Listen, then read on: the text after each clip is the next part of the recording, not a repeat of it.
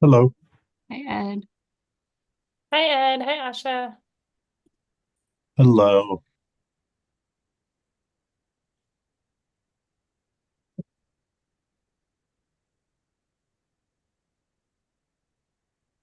Hello, Ed. Hello. How Oh, you doing? Hi Charles. Hello, everyone. Hi, how you doing? Making sure everybody can hear me. I'm Yeah, you're starting to good. We hear you, Charles. hear me. The Hello. How are you, baritone. There Ashley? you How are you feeling? I'm amazing. How's everybody? Good. Good, good, I'm, good. I'm getting there. I'm still a little rough, but I'm getting there. Thanks for joining us tonight, even though you're not quite your best. We appreciate it. No problem. We won't keep you very long. I think Carla is just getting home, so we won't have to shuffle the agenda. I'm happy about that. So you guys can get on with your evening after you talk to us a bit. Hey, Jordan, be careful. It looks like you're in the car. Feel free to turn off the camera. Right. Yay, safety. Alrighty, y'all. It looks like most of us are here and it's 6:01, so I want to honor our time. So if it's good with everybody, we'll go ahead and get started tonight. Sound good? Good. All right, so good evening. Welcome to the Burgess-Peterson Academy's Go Team meeting, where we will follow the agenda as it's been emailed to you and publicly noted. Just to remind everyone, this is a meeting of the Go Team. Only members of the team may participate in the discussion, except for our guests, which we'll have tonight, Ashley and Carla. Any members of the public present are here to quietly observe. For members of the Go Team, please identify yourself when you speak. I'm pleased to call this meeting of Burgess-Peterson Academy's Go Team to order at 6:02. Our first order of business is to call roll. So as our secretary, Allie will now take the roll. David White, Hi. Ed Cruz, Here. Laura Shaw, Here. Melanie Williams, Here. Marlene Ganaway, She's at class tonight, I believe. She's not joining us. okay, thank you. Morgan Kingray, Here. Jordan Lingenfelter, you don't have to come off mute. I saw you. I am here. Charles Brown, hello. I am here. Yes. And Asha Rogers. Here. All right, All right, and so have we a can quorum. only take official action if we have a quorum. Do we have a quorum? Yes, we do. All right. So our first order of business is to approve our agenda. This was provided to you and the copies are in your email if you want to look at it there. Are there any changes to the agenda for tonight? Nope. Excellent. May I have a motion to approve the agenda? Motion to approve. Thank you, Ed. Second. Second by Charles. Thank you. All in favor, please say aye or raise your hand so we can record your vote. Aye. Aye. Excellent. Any opposed, please say nay. Any abstentions? All right. So motion approved. So we're going to now review and approve the meeting minutes from our last meeting. The minutes have been provided via email and just dropped, it looks like. Thank you, Allie. Are there any corrections to our meeting minutes from last meeting? Looks like everyone's good. May I have a motion to approve the previous meeting minutes? I motion to approve the previous minutes. Thank you. A second. Second. Thank you, Charles. All right. All in favor, please say aye or show your hand. Aye. All right. Any opposed, please say nay. Any abstentions, please say abstain. All right, we are good to go. So our other action items that we have on our agenda, updating possibly the strategic plan and then ranking our strategic plan priorities, we're going to get to that when we do that as a part of our discussion items.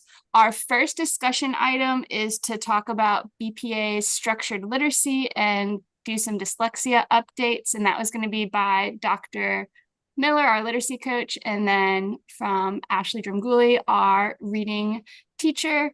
I do not see Carla on here just yet, so I think we're going to hold on that. David, if you're going to be able to go into answering questions from the previous minute. Yeah, please. Meeting. And I'm going to make you a co-host. Do Okay. you prefer to share your screen or do you want me to do it from mine? I am go ahead, pull it up. That's fine. You have more acuity with that than I'm sure. And it'll be the same deck. Alrighty. So all of the agenda items that I'm managing tonight are in the same deck, Morgan, so that hopefully it'll be easy to manipulate back and forth. So I'm just going to go from the front of the deck. I'll talk to you a couple things, and then at early in the deck that I prepared are the answers to 2 questions that came up last week that I wanted to talk about briefly. Okay, next slide. Parts of this templated deck are pre-slugged from the district, so if some of the language on screens like this one don't sound like me, that's why. It's just a reminder of the key points in the work that we're doing tonight. We're going to look again at our strat plan. We'll talk about alignment with the strategic plan and our school's continuous improvement plan, and then we'll have an opportunity to revisit and rank strategic priorities. That will sound familiar because if you remember our October marathon meeting, we looked at lots of data and I shared our strat plan and our continuous improvement plan. So luckily, bless you, Ed. Thank you. So Sorry. luckily, I think we've done some of that pre-work already, and tonight's won't be quite as cumbersome, perhaps. But that's what we're here. That's the required elements of tonight's meeting. Next slide, please. And again, just a timestamp of the process as we work our way toward readiness to discuss the budget, and that will happen right after the holiday break, the mid-year break. So looking at our strat plan, thinking about our continuous improvement plan goals and hoped for outcomes helps us think about ranking priorities in case there are budgetary decisions that need to be made supporting those priorities. That gets it. All this gets us ready for January. Next slide. Okay, this is what I've prepared to talk through tonight. Next slide, please. Okay, a couple questions that came up when we were looking at lots and lots of data from Georgia Milestones. We looked at data from MAP. We looked at our comparative performance between our schools that are academically and socioeconomically similar, schools that are socially and economically disparate from our school. So a couple questions that came up from this body. Ed wondered about demographic data comparing kindergarten with 5th grade. And I took that to mean, do we look different demographically as the cohorts age through the school? So I've got data to show you on that. And then Allie asked about, are there ways to look at subgroup data for MAP from K1 and 2? Because we have good comparative subgroup data for Georgia Milestones and for MAP, grades 3, 4, 5. So what ability do we have to look at subgroups for the earlier kiddos? So I have that for you. The third question that came up was around climate and culture subgroup data. I was not able to find a satisfactory answer to that question or a positive answer to that question. I did do some research and I reached out to our data guy, Thomas Sugimoto. We were not able to find anything that sort of scratched that itch. But the first 2 questions I have good responses for. Next slide, please. This is a busy slide. I'm sorry in advance. Let me orient you a bit. What I've attempted to do here is to do a pull from Infinite Campus, and I've organized it in rows and columns, as you obviously see. Let me take you to the very bottom row of this slide. What we're looking at the very bottom row, the first column in that bottom row says 596. That's the total number of kids enrolled at BPA on FTE Day, which was the first Tuesday in October. Of that 596 kids, 259 of them are Black kids, which is about 43%. 55% of those kiddos are 2 or more races. 227 of those 596 kids are white kids. We have 12 Asian kids and 42 Hispanic Latino kids. So that's the school writ large. So if you want to specifically think about the question that Ed asked, if you go back up to the second row from the top, that's the kindergarten row. We have 96 kindergartners. 39 of those 96 are Black students. We have 8 2 or more races. 41 of those kindergartners are white students, 2 Asian students, and 6 Hispanic Latino. And you can compare that with nearer the bottom, where there's a very similarly sized cohort of kids. We have 91 kids. but 53% of those 91 kids are Black students, or 48 students. We have 7 fifth graders that identify as 2 or more races. We have 32 fifth graders that identify as white students, no Asian students, and 4 Hispanic Latino. And then if you care to, you can look at each row within those columns to think about the numbers of students and how they break down or how they sum demographically based on race. The thing that I thought was interesting here in the Hispanic and Latino column all the way to the right, if you'll notice for 3rd, 4th, and 5th grade, I've placed a little asterisk. That's because if you sum the Hispanic Latino students in grades 3, 4, 5, it is greater than 15 students, which means for the first time ever in the history of our school, we'll have a subgroup, a reporting subgroup for CCRPI purposes, or the school's grade card, basically. When our students take the Georgia milestones, we'll have an additional subgroup to watch, track, report out on.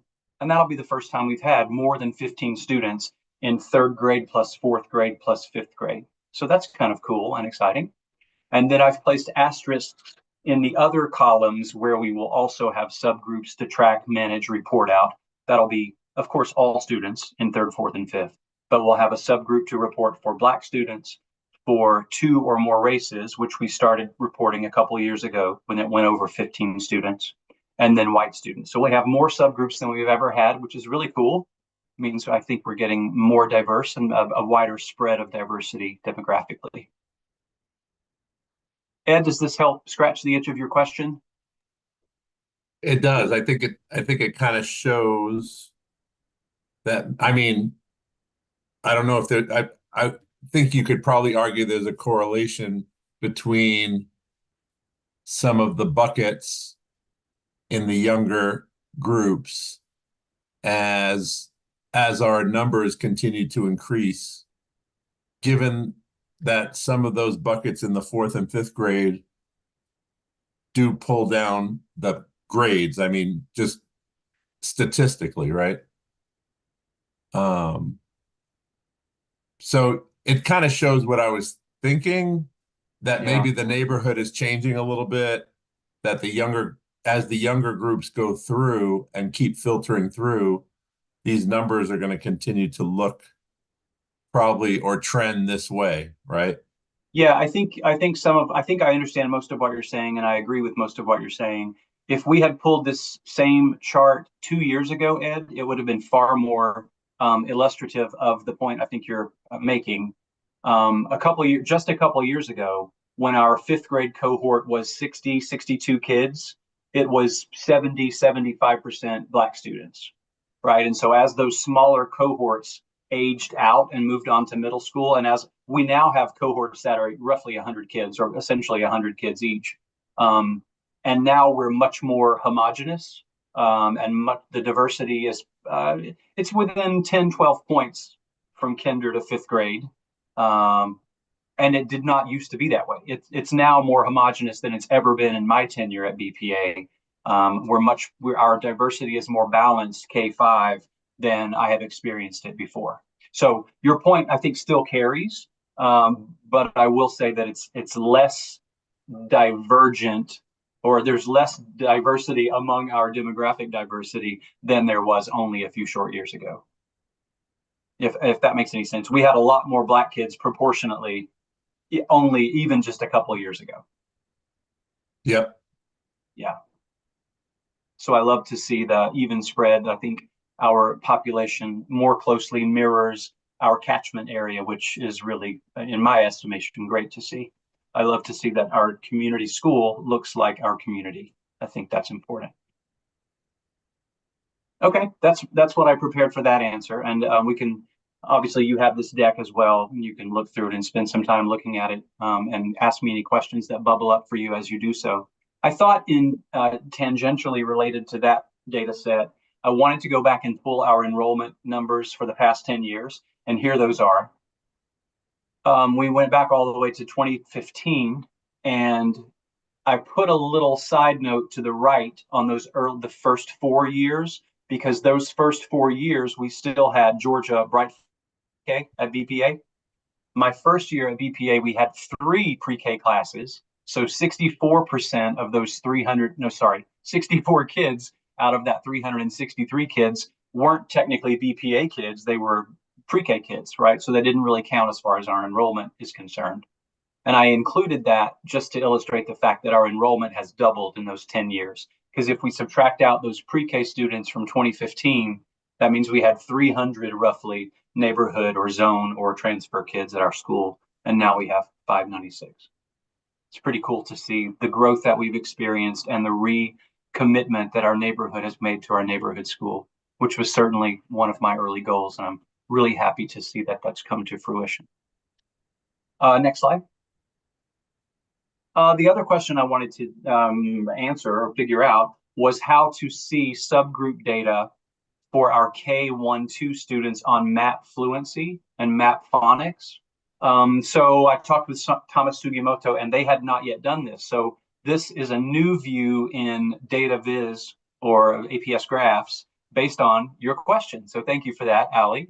And Thomas was able to code for it and figure it out in ways that now all schools can query this. And I think it's pretty cool. So the chart that you're looking at now is kinder, first, and second grade students that scored at meeting or exceeding expectations on word recognition, which is a subpart of the MAP fluency test. This first slide, just to orient you, is the all APS data, right? This is not a BPA slide. This is an APS slide. So I wanted you to sort of notice the numbers by subgroup for APS writ large before showing you the BPA specific data on the very next slide, Morgan. You see we have fewer subgroups. If you want to toggle back and forth a couple of times, Morgan, that might be helpful. We don't have an Indian American subgroup. And we don't have a Native Hawaiian Pacific Islander subgroup, but we do have the other 5. Our data exceeds the district's averages, as you might expect, in every category.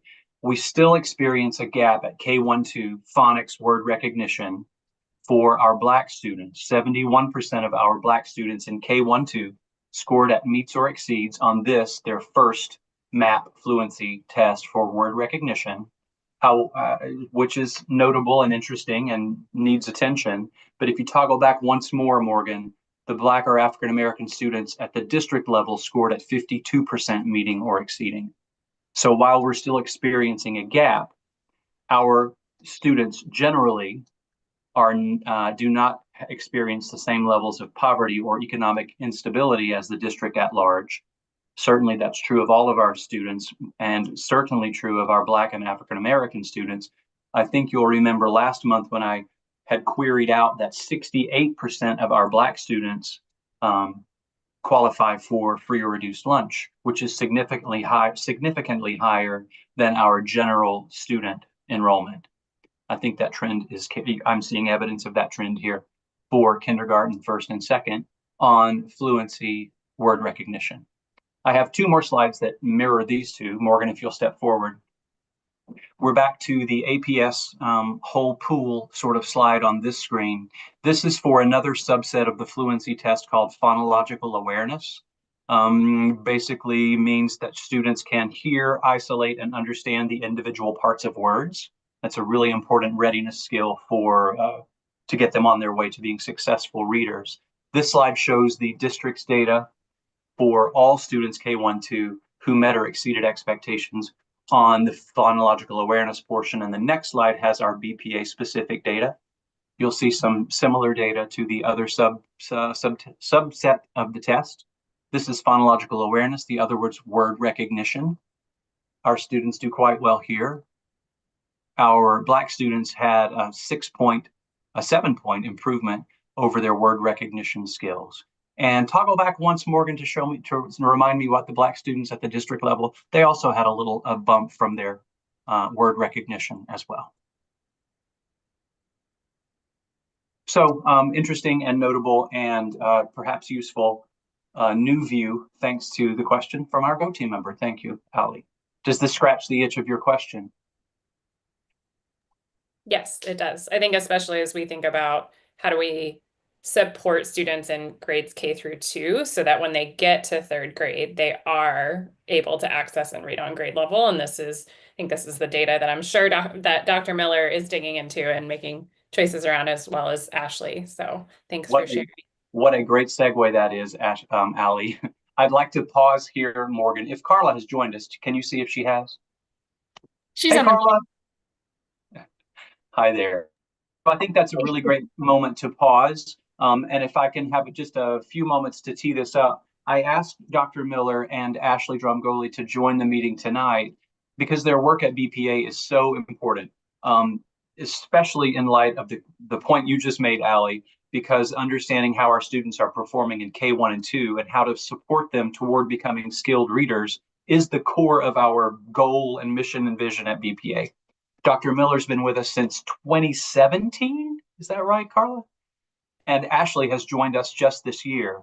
So Carla has had many iterations of her work. She supported students for a while, then she worked with teachers for a while, and now she's our literacy coach. Now she's our Readers Are Leaders coach to help roll out some work that the district has initiated regarding our district and schools' response to the new House bill and Senate bill. They're not so new anymore, but we're still calling them House bill and Senate bill. One of those, the House bill, pertains specifically to teacher training and helping teachers lean into the science of reading and become really skilled at teaching kids to read. And the Senate bill is more about screening kids for possible flags that could indicate dyslexia or at least indicate hurdles toward becoming skilled readers. And that's really the bulk of Ashley's work. So I wanted them to talk to us for just 15, 20 minutes tops about how that work is unfolding at BPA. And I thought it would be useful also for Carla just to give a few minutes of context about our journey so far in the work of the science of reading and structured literacy at BPA. So welcome, Carla, Dr. Miller, and Ashley. We're happy to have you with us tonight, and the floor is yours. Okay. Hello, everybody. Let me share my screen. Let's see, where am I? There we go. This thing doesn't like review everything. Let's put up. How's Birdie feeling, Carla? Better? Birdie's good. Traffic's bad. Yeah. Thanks for jumping on. I know you just got home. I really appreciate it. Thank you. Okay. So, like David said, we just wanted to kind of inform everybody about what the new state laws look like, just give you kind of some details about each of the laws. I'm going to talk about House Bill 538, which these are the two laws, Georgia Early Literacy Act, which is House Bill 538, and then Ashley's going to talk a little bit about Senate Bill 48. Just to let you know, House Bill 538, which is called the Georgia Early Literacy Act, was aimed at improving the quality of early reading instruction in Georgia. The bill was passed in 2023. It was grounded in the science of reading, and it became Georgia's first comprehensive early literacy law. So now Georgia joins 38 other states who have literacy laws on the books. This law is mandated to begin this year, so the 2024-2025 school year. There's 5 different components of the law. The first component is it requires that the State Board of Education develop a list of high-quality evidence-based reading instructional materials and screening tools for school districts. The second part of the law says that it requires all schools to screen kindergarten through 3rd grade students on reading proficiency 3 times a year. Students identified as falling behind in reading will receive individual reading improvement plans, followed by intensive reading tiered intervention support. And Ashley, that's what Ashley's going to talk to you a little bit more about, the detailed support that they get. School systems are now required to train all of their teachers in the science of reading, and which in the science of reading is just a collection of research from various fields that basically informs us on how students best learn to read. And so it provides us with evidence-based practices. Lastly, the Georgia Assessment of Certification of Educators, which is called the GACE. And the GACE is the test that all teachers take to become teachers. The GACE is now going to be aligned with developmentally appropriate evidence-based practices. And now teacher certification programs are now going to give students the appropriate instruction so that they'll be able to teach students how to read. Okay, so just to back up a little bit, I know if you've been around BPA for a while, you've probably heard structured literacy a lot. Structured literacy, I just wanted to give you a little bit of background on how it relates to the science of reading. So structured literacy is the actual application of knowledge from the science of reading. So that teaches children to read using evidence-based and systematic, in a evidence-based and systematic way. The actual definition of structured literacy is it's a teaching approach for oral and written language that's based on how children learn to read. It's an evidence-based method that's especially helpful for children with reading challenges like dyslexia, but really it's appropriate for all children. And as we've seen at BPA, it does work for all children. And evidence-based, Carla, can I just intrude to say, for those who may not live in the world of education, that evidence-based method just means we have proof and evidence that the methods and strategies that we're using work and have been shown to help kids become strong readers.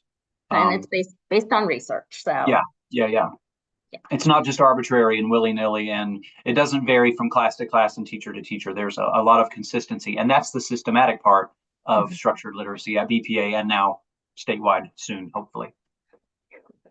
So that's what I also wanted to explain, that there are 5 things when you're talking about structured literacy, there are 5 things that you really want to think about. You want to think about the fact that it's systematic. The lessons are all organized in a logical way. It's sequential. So you begin with the easiest concepts and you move on to more complex concepts and skills. It's cumulative. All lessons build on each other. It's explicit, where instruction is explicit, is direct, intentional, and interactive, and it's diagnostic. So we really use the data to guide our instruction. David talked a little bit about the fact that this is new to the state, but it's not new to BPA. We've been doing this for a while now. So we've been working on this for 7+ years. Starting in 2016, David had this revolutionary idea to train all of his teachers in the Orton-Gillingham method, which is structured, it's considered structured literacy. It's under the umbrella of structured literacy. After that, well, move you guys over there. In 2017, he created the reading specialist position. In that position, I actually had the position at the time. In that position, I worked with whole group and small group, and I pulled students out and I used OG evidence-based practices to teach our most struggling readers. In 2018, we expanded that position so that I started working more with, or also with the teachers. So I would co-teach with teachers, I would model lesson, and I started providing some resources at that time. In 2020, that crazy year, I was hired on as the full-time literacy coach. So in that position, I still was co-teaching, modeling, observing teachers. To help support their reading instruction, but I also I would conduct professional learning, professional developments for teachers, so that so that everybody was on the same page and they understood exactly what structured literacy was and how to teach children. In 2024, we hired a full-time reading teacher to work with students who exhibit characteristics of dyslexia, not a diagnosis, but with characteristics. We can work with our struggling readers, and that was Ashley. Can I intrude one more time, Carla, just to say, along that whole timeline, and while you've been with us for these, is that 7 years? Maybe 8 years? Number 8 is this year. Wow, yeah. So we had a huge training initiative that first year in 2016, but each year we've had, onesie, twosie, sometimes 3 or 4 new teachers that have joined us. So Carla has also managed and shored up that ongoing training to get new people brought up to speed and get refresher training for people who even have been with us throughout the process. She's really done a great job managing the training component, because that's sort of a never-ending piece of the work as well. So as far as what we're doing now, we are continuing to expand our structured literacy program at BPA. Right now, we have moved our third through fifth grade teachers are currently teaching morphology. So that is that's advanced phonics. So it's about morphemes and the meaning of parts of words. We have a school-wide scope and sequence that we follow. We provide resources and materials to support phonemic awareness, phonics, fluency, vocabulary, comprehension, and writing. As far as instructional support, like David said, we continue to model, co-teach to make sure that every teacher understands all the different parts of reading, all the different components of reading. And we continue to, my thought. Right now, we are also in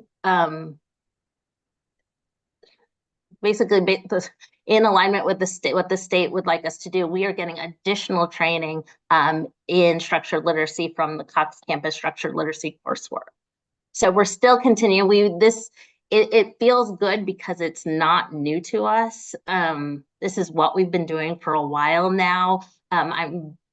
As a person who is in the literacy world, I'm really, really happy that the school district is now catching up, but I really do feel proud of where BPA is. And I think I truly can say that BPA is kind of a cut above a lot of the other schools as far as literacy is concerned. And I'm proud of the school. Thanks for helping us get here, Carla. Hi, everybody. I'm Ashley. Senate Bill 48 is Georgia's new dyslexia law. It was actually passed before the other law. It was passed in 2019, but they have progressively rolled it out in pieces. They started with a pilot program, and now this year is the first year we're kind of seeing it everywhere.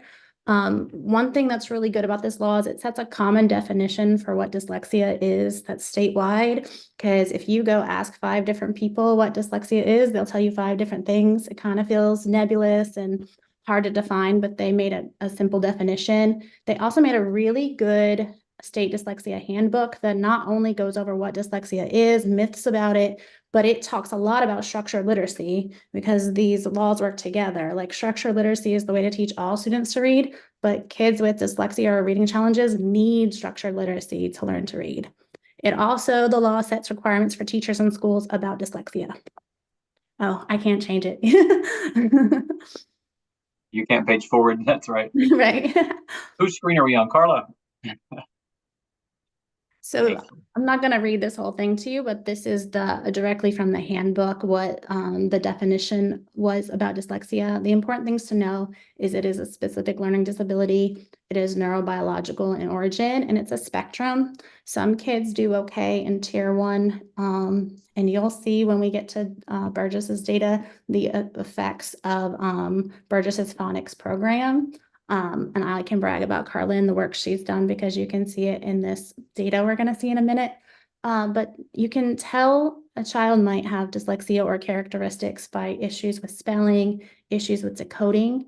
But a lot of times people think it's about flipping letters or how they see the words, but it's really about what David was talking about earlier, that phonological component, how kids hear the sounds and then attach the letter they see to the sounds. That's kind of where things can kind of break down.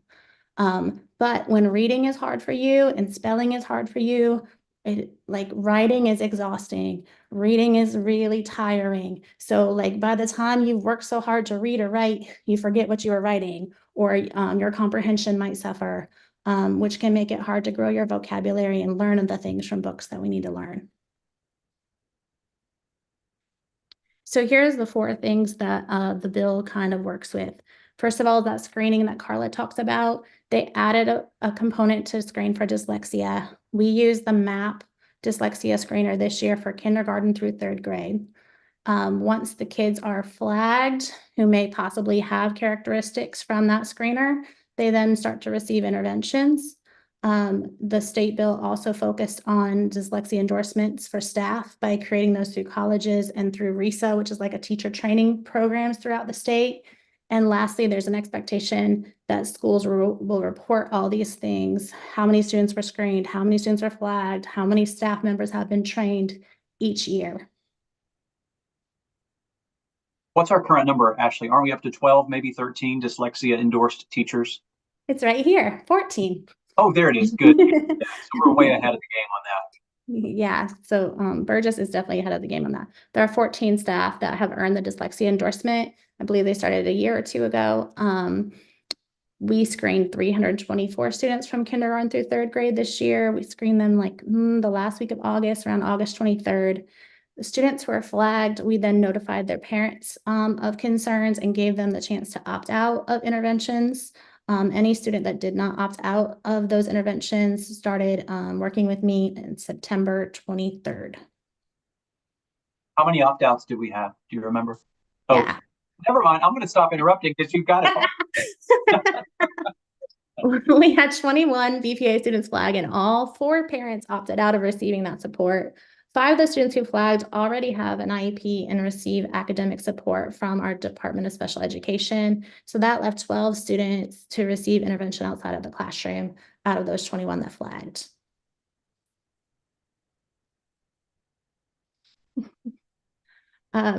In addition, because we know that screeners screen, they may miss some kids.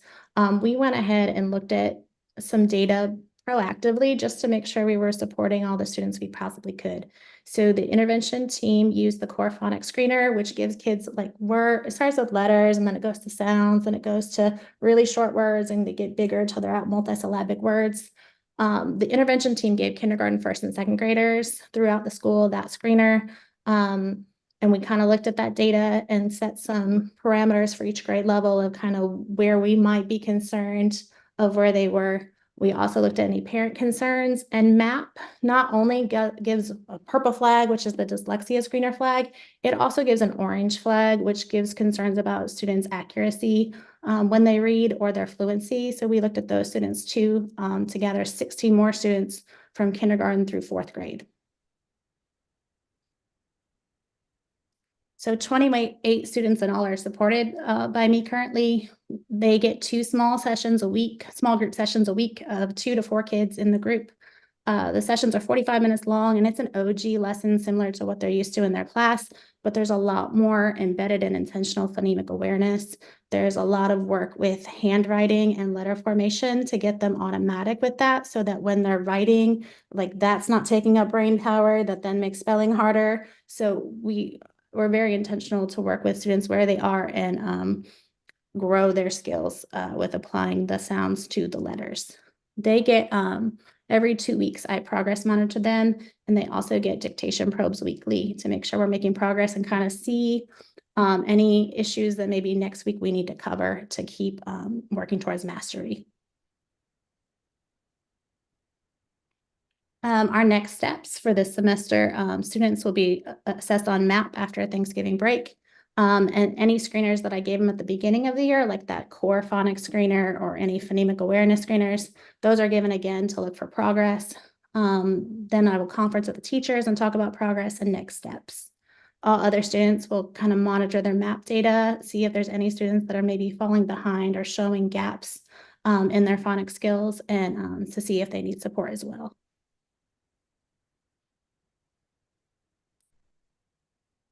So to wrap up, Georgia's passed 2 literacy laws that impact all the schools in our state.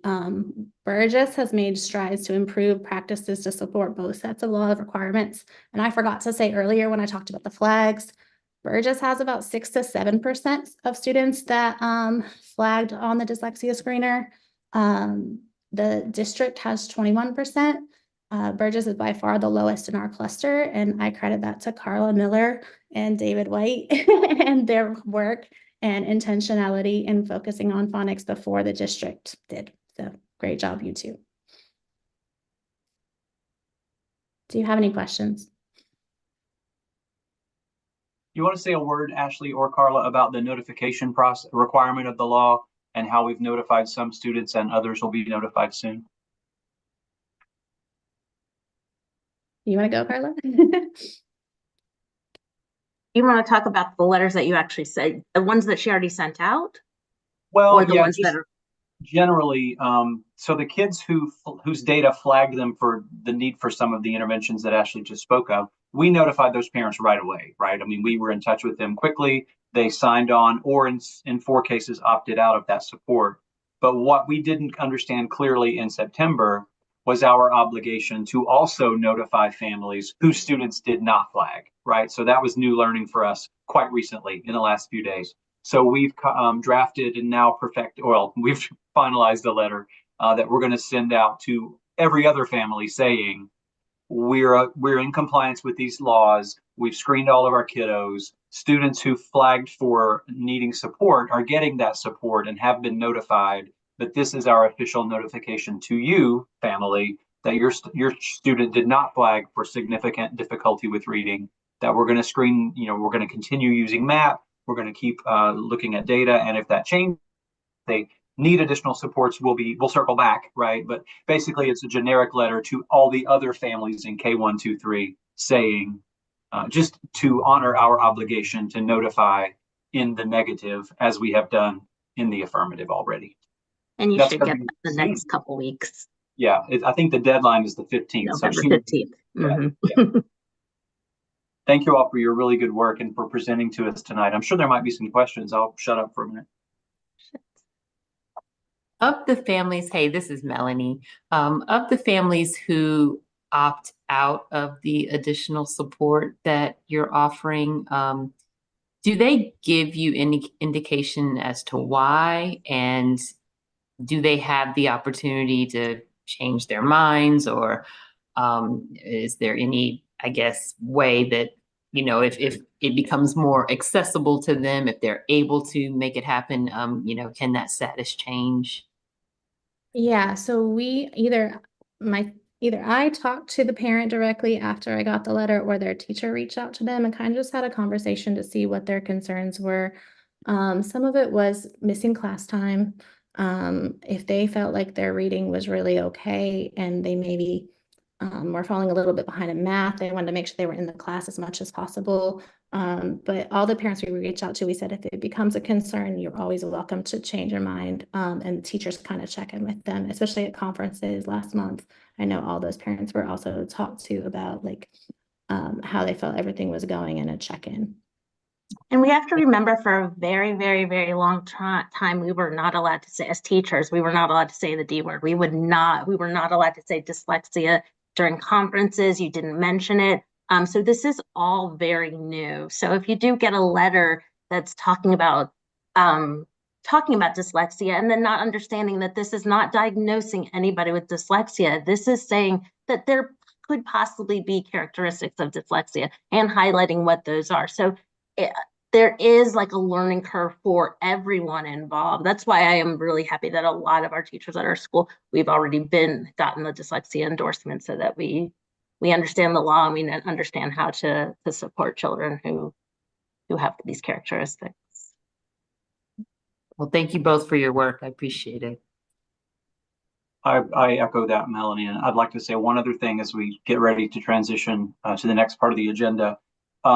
The district's plan toward supporting students who flag for dyslexia, the plan generally is that those students who were flagged that we've been discussing in the last 10 minutes or so, the district's intent for this year is that those students will be supported in their homeroom class with their existing teacher, and that the training the teachers across the district are getting through our Cox Campus online learning modules is sufficient to help those children move out of that flagged status, right, and to progress such that they no longer are in jeopardy.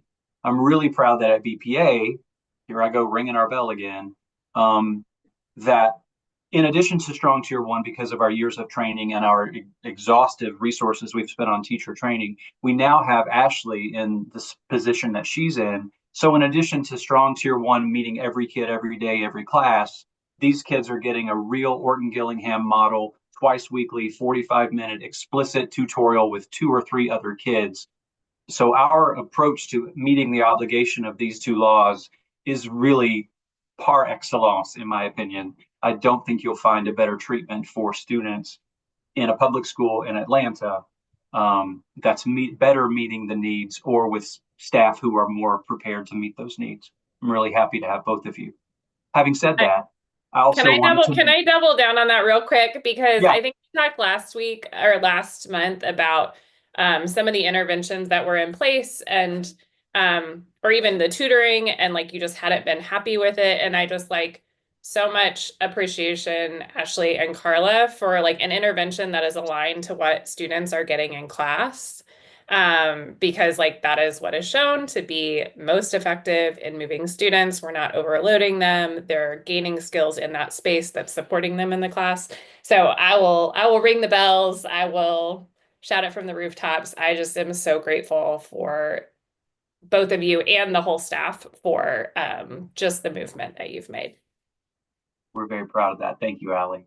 I didn't want to wrap this conversation up without also saying, I hope you don't mind this, Dr. Miller, but Carla has done such great work for a number of years, and her reputation has begun to grow. And so she's been courted away, and she's leaving us soon to do similar work for an organization that does online training for teachers nationwide and beyond. So we will miss her desperately and wish her every success, but it's more money, working from home, doing what she loves with none of the annoying other duties that she probably doesn't love. So I just wanted to honor and thank you, Carla, for the great work you've done at BPA and for trusting me several years ago when I poached you from eRivers to join us and on this crazy ride. So I'm so appreciative. So I just wanted to say that because if you haven't yet, you will probably start hearing that rumor soon. It is true. And Carla will be with us through Thanksgiving break, which is only another couple weeks. The position to backfill for that Readers Are Leaders coach is currently posted as a vacancy. So if anyone on the call has interest or knows of someone who might be a good fit, drive them to APS Careers and have them apply. We're going to start interviewing really soon. Thanks, Carla. Thank you, Ashley. All right, yes. So with that, thank you so much, Carla. Thank you, Ashley. We're gonna go ahead and get back to our slides to continue our discussion items. And so with that, that's gonna bring us to talking about our strategic plan, as well as chatting about our continuous improvement plan. You got it. So if you would page forward to, I guess it's about page 12 or 11 of the deck. No, number 13, I think. Yeah. One more forward. And thank you for driving.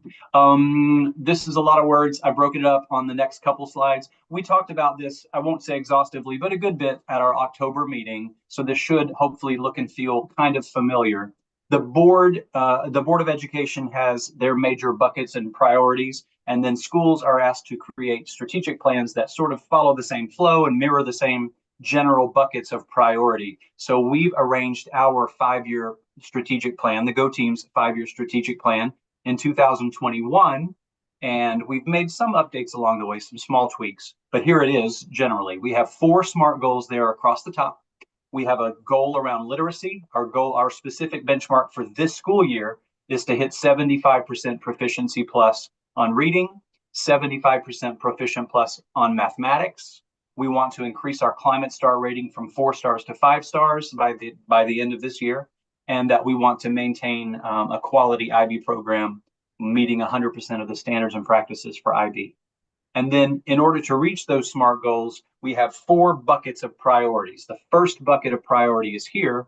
The district calls that fostering academic excellence for all.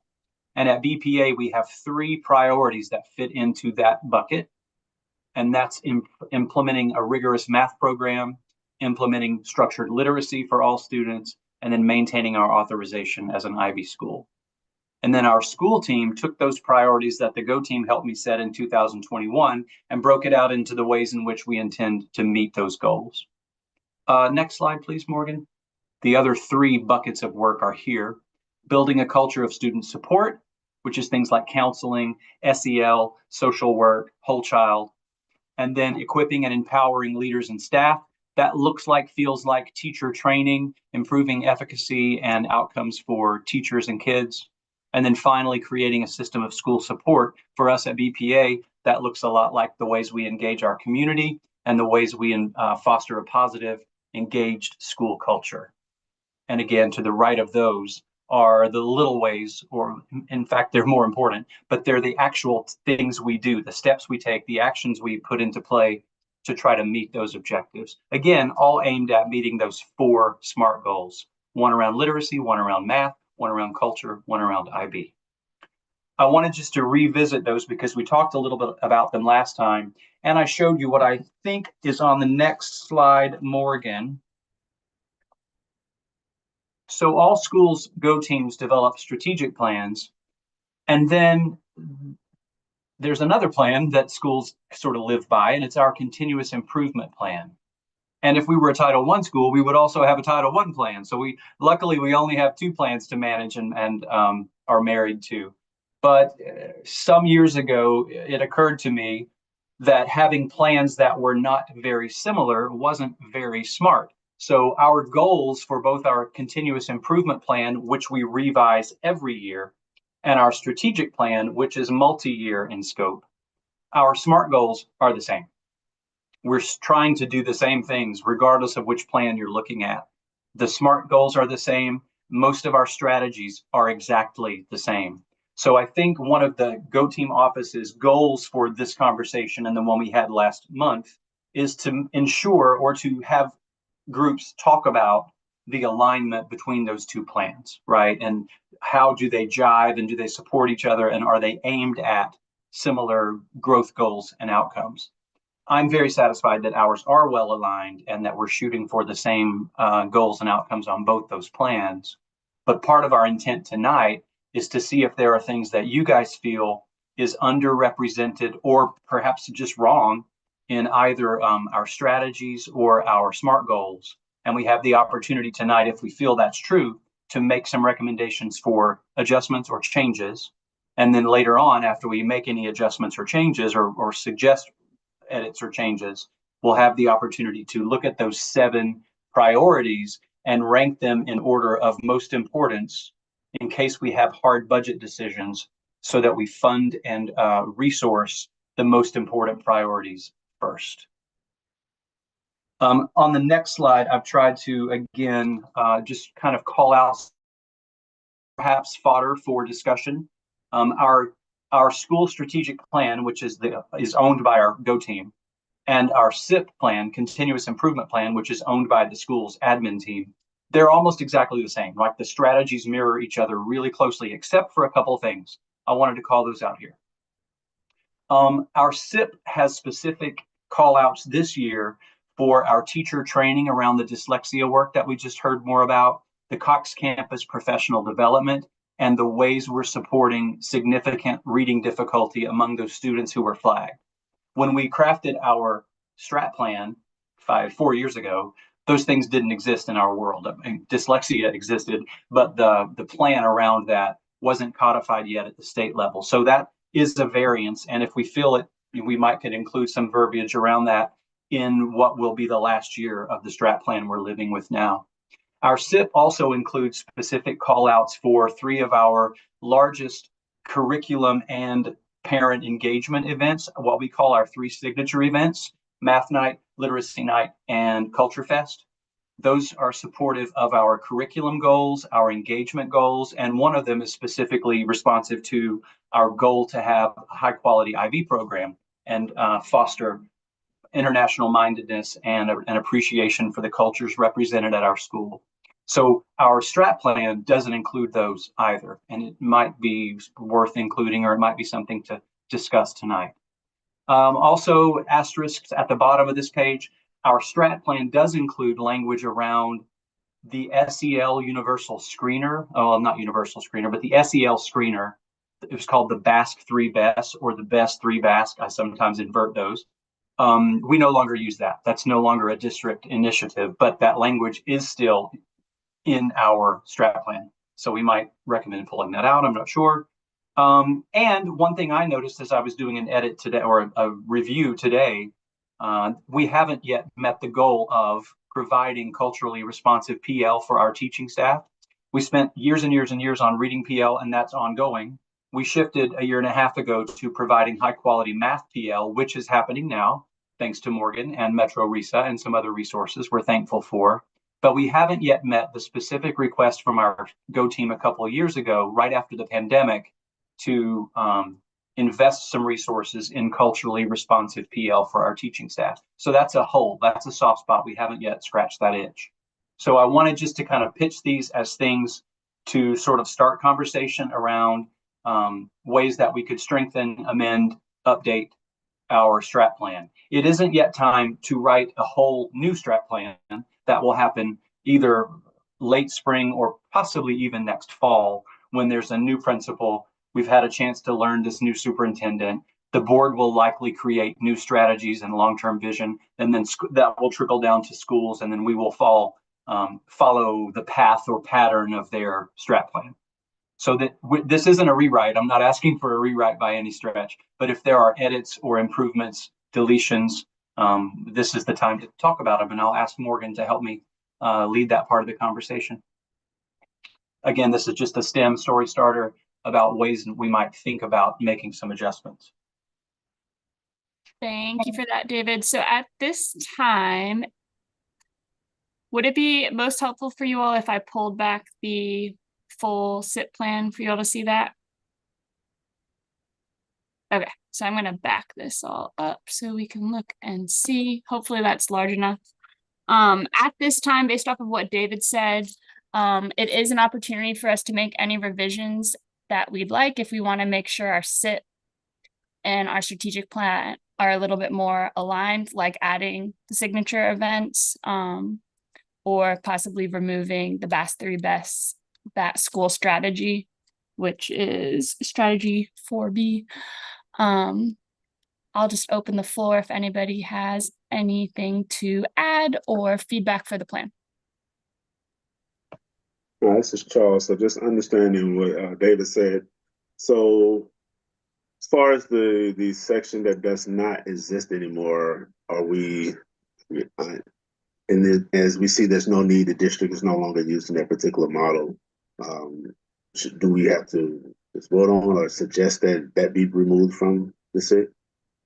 Yeah, so anything that any revision that we make today to our strategic plan, we will take action to approve our newly revised strategic plan, if that makes sense. But at this time, we have full authority to adjust our, say, school strategies to better reflect what we're doing this year. And like David said, next year, when you're still on the Go team, we'll probably go through the full overhaul to our plan. Yeah, so in that case, I think it makes sense to remove 4B and 4C. Okay. They're not being administered or used.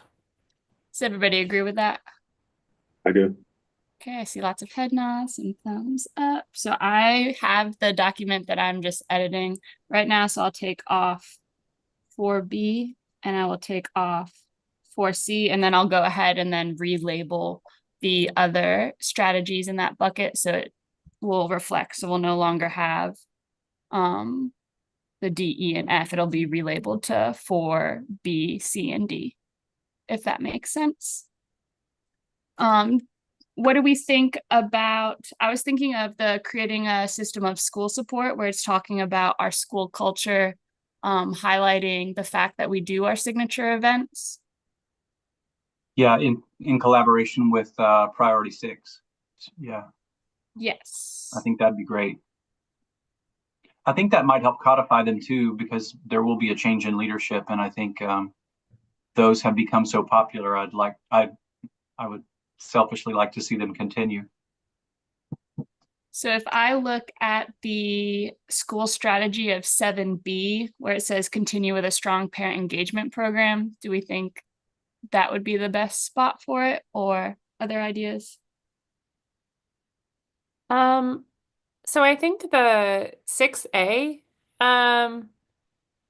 community awareness, knowledge, and support of IBPYP, like the Culture Fest, Yes.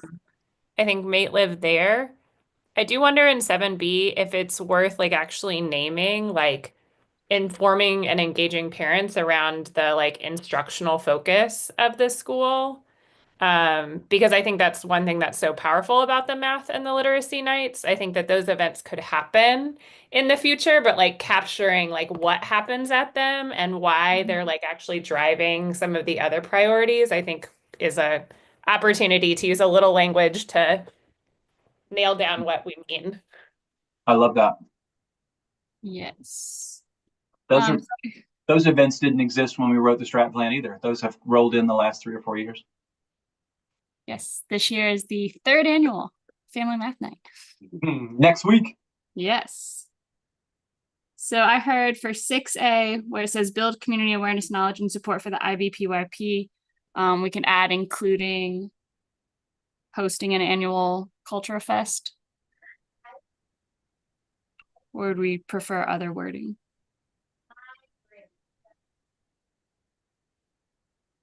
Very similar words, right? But they have different meanings.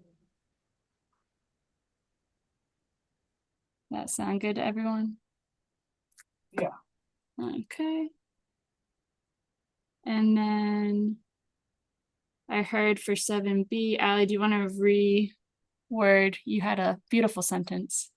I'm gonna type it in the notes. I can't, I'm like, I can't write. But I think so continue with strong parent engagement program, including informing and engaging parents around academic priorities through events like Math Night and Literacy Night. I have a question or a suggestion that I just want to throw out to everyone. It's been a million years since I was in school, and I have I have an MBA in finance, so I went further than most, or as far as a lot of the people on this call for sure. But is there a way to incorporate study plans for families? So as our scores get better and our students get smarter, is there a way to incorporate canned study plans for each grade level that could be used by parents as a guide to continue to improve the kind of on the back end, right? You guys are hard hitting it on the front end with so many great programs. So how about empowering parents to take it a step further on their own, whether it's on breaks or free time or something? You don't want to, crush the kids' lives with more studies and stuff. However, maybe a guide, that would kind of bring that tie between the students, I mean, through the academic community and the parents, so that once again, working in concert and, working smarter, not harder type of thing. I think that's a really great idea. Sort of helping parents understand what the content for each grade level is and sort of BPA's approach to delivering and supporting that content. I think that's not a small ask, Ed, but I think it's a great idea. I come from a weird background as a million years ago, but you kind in the first and second and third grades, you kind of worked to your potential level or whatever, and you at this one school that I was at, right? And so like in first grade, maybe you were reading at third grade level or something like that, but they let you kind of keep growing, and they gave you more kind of study things to take home and learn. And the reason I say that is because then I switched to a school that didn't have that, and I looked like I was some kind of brilliant kid, which I wasn't. I just had been reading a couple of years in advance, or doing math maybe in advance or whatever. But I always think about what a great opportunity to let the parents say, okay, this is the curriculum. Here's some like study guides or some methodologies that if a kid did maybe 15 minutes every night of this or something like that, it would improve their overall grades, and then it'd be a reflection of the school.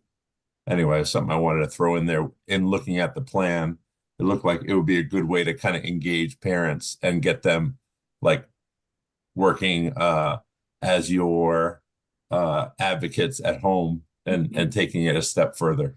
and like you deepening. said, not a small ask, but maybe Yeah. somewhere, maybe Yeah. it could be thrown in there. And I think parents sometimes also have a fear of if their support of homework or home learning is so different than the teacher is doing, that it can be confusing or almost not really do harm, but not add as much value as it might if it were more aligned with what the kid is experiencing in class.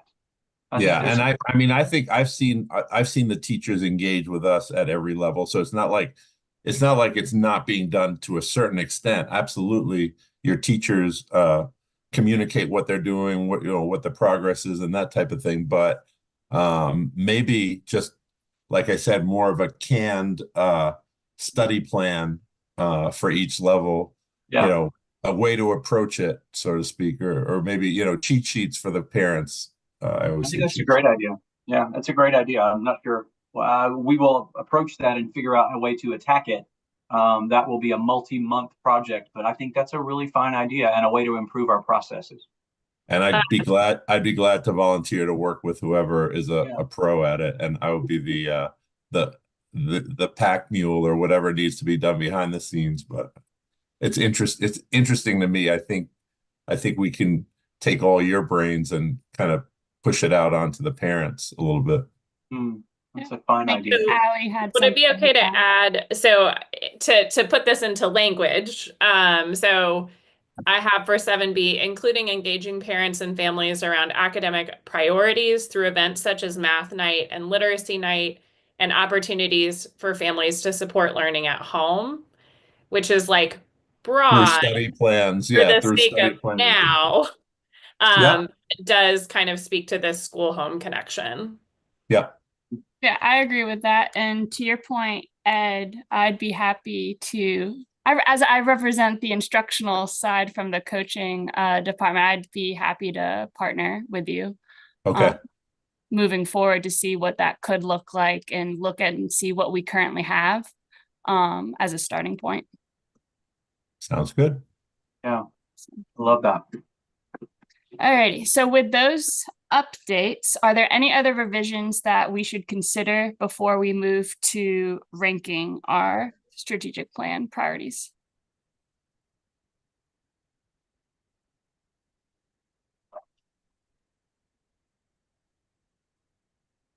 All right. Hearts and minds clear. Looks. There's a lot here, so maybe this is for next year or the next It plan. is, and I will say from the. I do wonder about like within the fostering academic excellence for all, and just some of the conversations that we've had about disparate outcomes. And I know the goals are set around like proficiency, but like I am thinking about like student ownership of these goals. And again, I think that launching something like student-led conferences or like student like goal setting is a bigger thing. But I do like just to throw it out to the group as something that maybe we can all like think about, even if it doesn't live in this strategic plan. I think that's a fine thing to think about as we envision the next strat plan. I think it's a natural progression of sort of where we are. I think we're ready for steps like that, and codifying them in the next version of the strat plan, I think, is a great idea. Because what we capture here, we are committed to, right? Yeah. I echo that agreement. I think that sounds great for future planning. And I know Allie will write those notes down and be with us next year, so we can definitely make sure that it's addressed and added for next year. So at this time, do I have a motion to approve our newly revised strategic plan? A motion that we approve the strategic plan. Thank you, Jordan. Do I have a second? I'll second. Thank you, Melanie. All in favor, please say aye, or just let Allie see that you're good with it. Okay, any nays? No abstentions. All right, we are good to go. Move forward with our strategic plan. And so now what we need to do, I believe there's a slide for it. Yep, slide 25. All right. I've taken those 7 priorities and maybe one more, Morgan. I've listed all 7 priorities in their existing rank order. Okay, there we go. Yeah, there they are. So these are directly pulled from the strat plan in the order that they appear on the strategic plan. I did include a little red asterisk just to indicate that in the last year when we did this work, we flipped math and literacy to give a little more oomph to mathematics because that's our growing edge. And so math is now top priority, reading is second priority, and you see the rest as they fall. So this is our opportunity to think about the order they're in. And if we had to make hard decisions budgetarily in February, March, we would fund and resource these priorities in the order that we rank them. If we weren't able to do all the things we're currently doing, if we had to think about what to cut, we would try to link those cuts to the priorities that are least important based on this ranking. So while it is a little perfunctory, it's also quite important if we have a significant budget cut, because this is where we will ground those decisions to any budget reduction in. So just curious about your thoughts about how we might, if we want to reorder them, and if we do, what might be the new order. Thank you for that, David. So at this time, just go ahead and check out our priority rankings. And then if anybody has anything that they'd like to discuss about possibly changing them, or if we're happy as is, the floor is yours.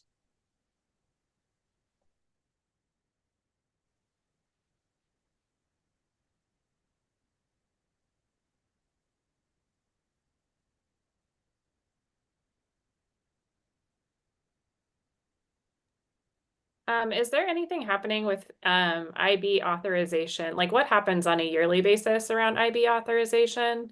Because that would, to me, impact where that falls on this list. That's a great question. So this is what I would call an off year. So we're always working on our planners, revising our planners, making them stronger, but only every third year do we actually get a visit now. And actually now it goes to 5 years because we just had a successful reeval. So we won't have another visit until that was 2024. So 2029 is the next sort of timestamp when they come and evaluate our program and make sure that we're still up to snuff. That's an interesting and appropriate call out if something had to go. Not that we would do away with the program, but yeah, people not need quite as many resources next year if we had a shortfall. Yeah, so I would move that one down, given that like it's talking about maintaining authorization and improving systems and resources. We just got a really good report in terms of the authorization last year. So yep. We could move that one down. How far down, Allie? What do you suggest? I don't know how likely. I don't know. I mean, this is the strategic plan, so everything on here is important. So yeah. I think like if push came to shove, like, you know, what would this mean? Like, would it mean that somebody didn't get to attend a conference? Like what? But I think it could exactly move down to like the bottom 3 probably. I support that. I think 5 is perhaps more important because it's professional development for IB, literacy, and math. And I think literacy and math PL in my brain outranks our IB PL. If I'm hearing correctly, keep 1, 2 in 4 there. becomes order. 3, 5 becomes 4, okay. 3 becomes 5. Did I get that right? I'm not sure. Yeah. Any other thoughts on that from the team? Are we in agreement?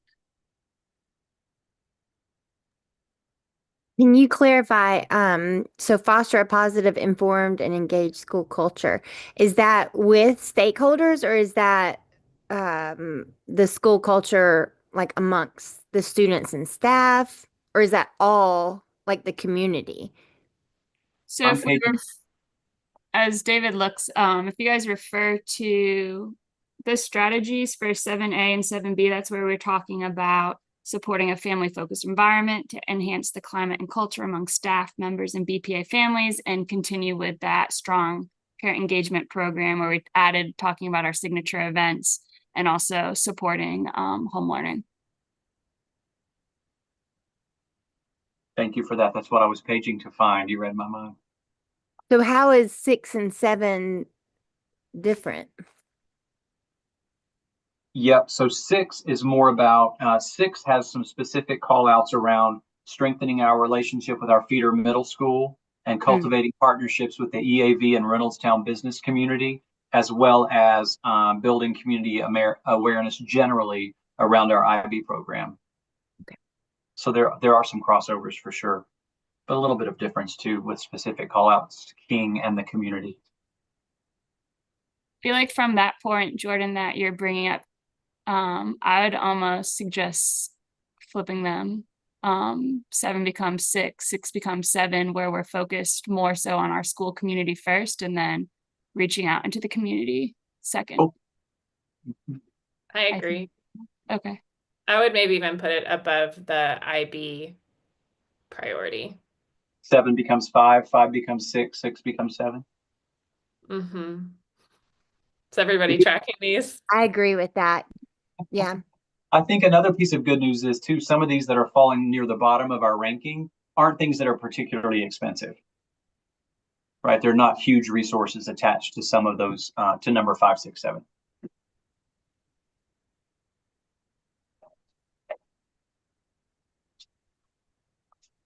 Alrighty. Any other changes at this time for our ranking?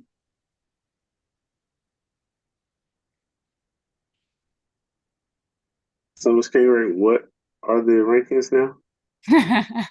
All right, so number 1 and number 2 are in their same order. Mm-hmm. Our current number 4 becomes number 3. Our current number 5 has become number 4. Mm-hmm. Notes. Our current number 7 is now number 5. With the our edits that we made, yeah. yes, and then number 3 is now becoming number 6, and 6 is now 7. Okay.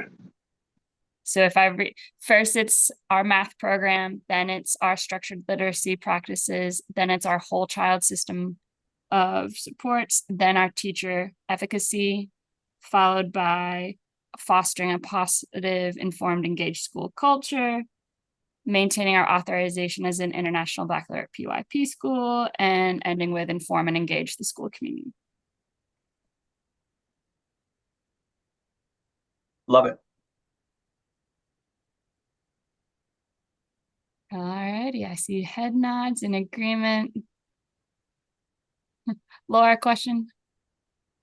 Oh, agree. Good to go. Alrighty, so if we are all in agreement with that ranking, at this time, do I have a motion to approve our ranked strategic priorities? I move to approve. Thank you, Melanie. Do I have a second? Second. Thank you very much. So, may I have all in favor say aye? Aye. All right. Any nays? Any abstentions? All right, we are good. So our new ranking is complete. Thank you very much. Double check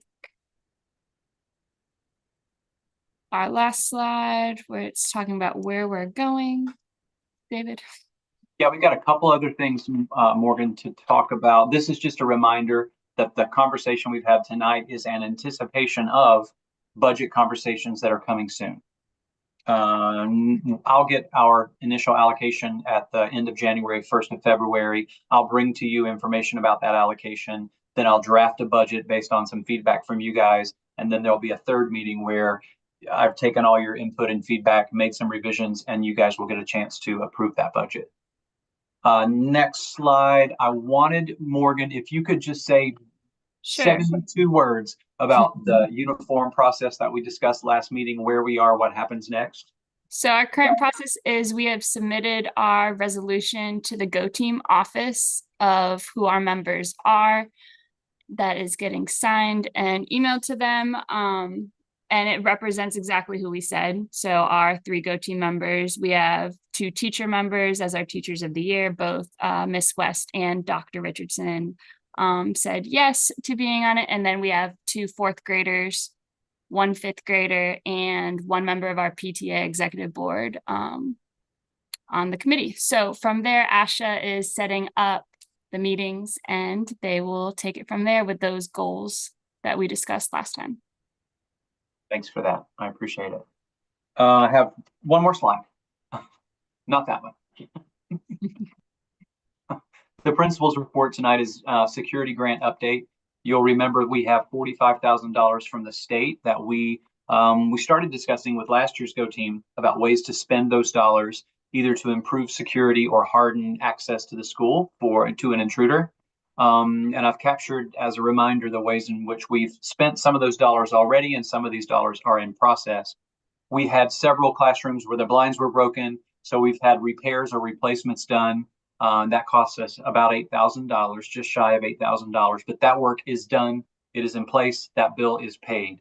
We've purchased several additional two-way radios so that our grade level chairs can have, we're not necessarily a radio school, quote unquote. We are more bound to our phones and our text messaging, but in situations where we need them, like at fire drills and things like that, I wanted grade level chairs to have two-way radios. So we've now bought several more, and those have been deployed. Those are paid for and received. Window tinting, we've spent about $1,300. Much of that is already done. We're still waiting on having that second set of double doors in the main lobby mirrored out, so that when you're on the street or in the outer lobby, you won't be able to as easily see into the inner lobby, what we call the rotunda. I don't like that there's a sight line from the parking lot straight in through the lobby. So we're trying to create a visual barrier there. We're still waiting on that mirrored film. The other room darkening film has already been applied. We're also having speakers put on both of our playgrounds so that if we had an emergency and needed to call everyone back in quickly from the playground, we could do that really easily with the touch of one button. We have a contract, we have an invoice, and that is in process, but it is not yet done. We also are receiving several additional security cameras. We have a lot of blind spots around the building, and we're having 2 additional card access doors in the main office suite, so that if you're bringing, when you're bringing lunch or a backpack or you're dropping it off or whatever, once you're into the main office, you can go through the far door and enter the hallway. We're adding card access to that door so that if you're in the main office, you need to swipe or be buzzed through that door into the hallway, just to sort of harden that access point up just a little bit. And then similarly, the door that leads from the reception area down the hall toward the conference room, the nurse, my office, we're adding a card access reader to that door as well, just to try to limit and harden, should we need to, access to the building. You might remember last month I told you about our efforts to create lanyards so that substitute teachers would have a key to their classroom, because now standard practice is if students are in a classroom, that door should be locked and closed at all times. We couldn't figure out a way in our existing structure to accommodate substitutes because we don't have extra keys. So we had a plan, we pitched our plan, we were working toward that, but then the locksmith said, you know what, rather than do that, you're next on the list to have the whole building rekeyed. So that's coming soon, probably before or during Thanksgiving break. So all of our classroom spaces will get new lock sets and new keys. The good news about that is teacher classroom keys will work on multiple classrooms. So it will ease the discomfort around how to get substitutes an opportunity to lock their door, because most teachers' keys will now work on most instructional classroom spaces. So that's a big improvement. All of our renovated and newly built schools are based on this system. So that'll be a process improvement for our whole facility, and it won't cost us anything because the district is paying for that. Otherwise, it would be hugely expensive. The money on that rekey project, we have about $5,000 that is as yet uncommitted. So if you have ideas tonight, I'm happy to hear them. If things bubble up or occur to you in the next few days, I'd welcome an email or a phone call to allocate those remaining $5,000 from this year's security grant. I also now better understand that the $45,000 security grant is intended to be an ongoing allocation that schools will receive at least for the next few years. So we'll have some additional opportunities to make some improvements next year and the year after that. So If anything's bubbling up for you, or if you think of anything, please let me know. I'd like your thoughts before committing that $5,000. Hey Dave, how you doing? It's Charles. So I Hey, do have a Charles. question. Not familiar with how we get in and out of the playgrounds, Yeah. but how is that done? Is it easily just to reach around to grab and open, or is it on the key system as well? So, Charles, our playgrounds, I am taking that to mean like the Clifton playground with the big black metal fence. Those Mhm. those gates are not actually locked. They look locked, but they aren't. I have great discomfort with students, like during a fire drill or an emergency when we're trying to evacuate the building. Students bottlenecking at those gates and not being able to get out. So during the school day, those gates are always unlocked. Sometimes we do what I call dummy locking them so that it looks like they're locked, but they're not really locked. You only have to push those gates from the inside for the gate to, or when one of them you push, one of them you pull. But Okay. and then on the other side, the playground near the cafeteria and the parking lot, Mhm. those are locked overnight, but not locked during the day. Does that Okay. help? Is that the answer to your, is that the question you? It does answer exactly how it's done. So, okay. Yeah, no, I definitely understand, but because of the safety of a fire or something along those lines, opposed to keeping kids in and strangers out while they're at the playground, the Yeah, goal is to make sure they can get out during the fire drill. yeah. I wonder, Charles, if maybe next year when we have the 45K again, there might Mhm. be a way to wire those with a swipe card access from the outside and then a push bar from the inside. Right. That I'm sure there'll be some, would take some dollars, but I imagine that that's a very doable thing. Okay. Yeah, Okay. yeah. Because I was going to say while they're keying the whole APS, could they add that to it? But no, I got it. And Maybe that's maybe, I not mean, I certainly can ask, Charles. I certainly can ask. I imagine that to be a more expensive proposition than the $5,000 we're talking about tonight. But I'll ask. I'll talk with the locksmith about that. I wonder if we threw in an additional 5 on what they're doing, if they'd be like, yeah, we can do that for you.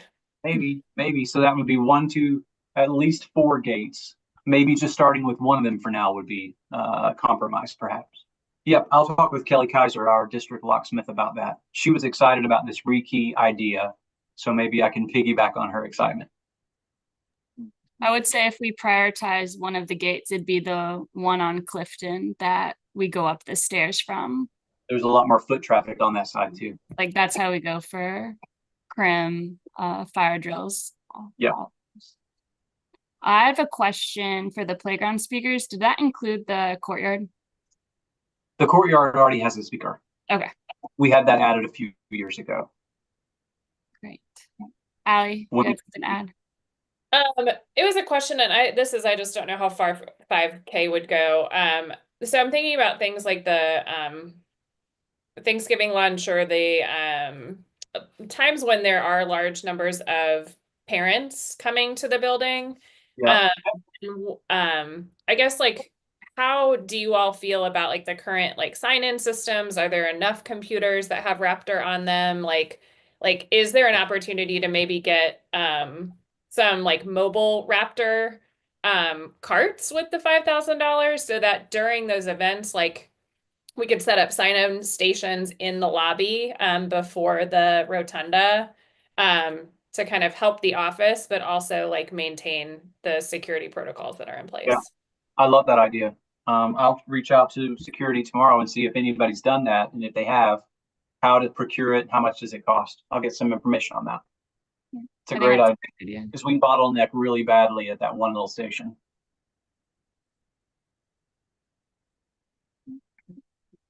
While you're thinking of other things, or certainly you're welcome to email me later.